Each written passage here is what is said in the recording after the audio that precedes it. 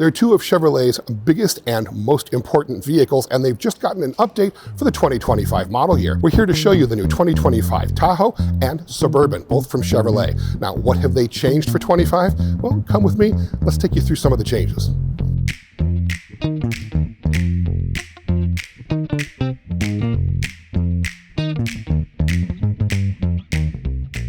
For 25, they've gotten a little bit of a styling update, mostly just to the front and rear ends. You've got new grills that are commensurate with each different trim level, and on this High Country, the top trim level for the Suburban, you've also got a new light signature with walk-up animations.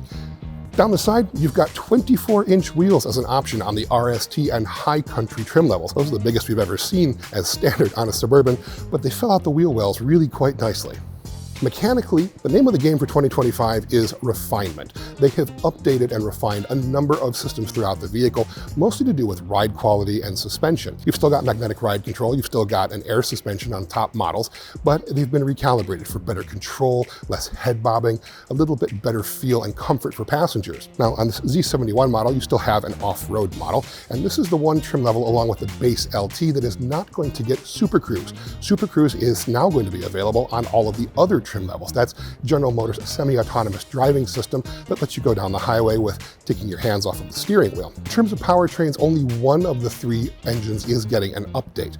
The 5.3-liter V8 and optional 6.2-liter V8s are still carrying over unchanged with the same horsepower that they had before.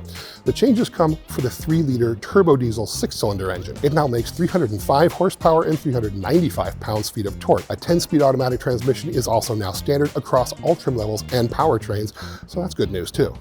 It's inside where the changes to the 2025 Tahoe and Suburban are really more obvious, and they're all right up front here. There's an entirely new dashboard, and it's an inch lower than the outgoing one, which kind of addresses one of the complaints that we had about the old Chevrolet Tahoe and Suburban, and that you were sitting in front of what felt like a dashboard cliff face. Very big, very imposing.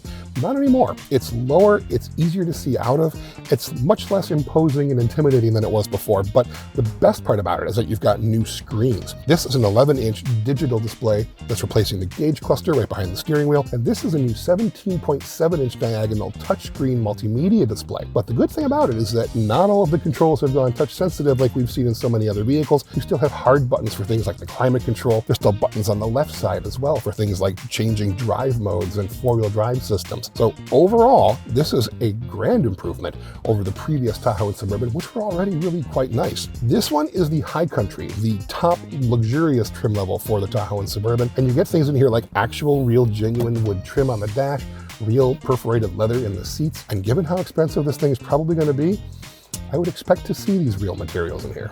As nice as the new 25 Tahoe and Suburban are, they haven't changed the things that are the reasons you're buying them. The Tahoe can still tow 8,400 pounds, the Suburban can tow 8,200 pounds, you can still carry up to 8 people, and they still have a ton of cargo room in the back, and they still do this.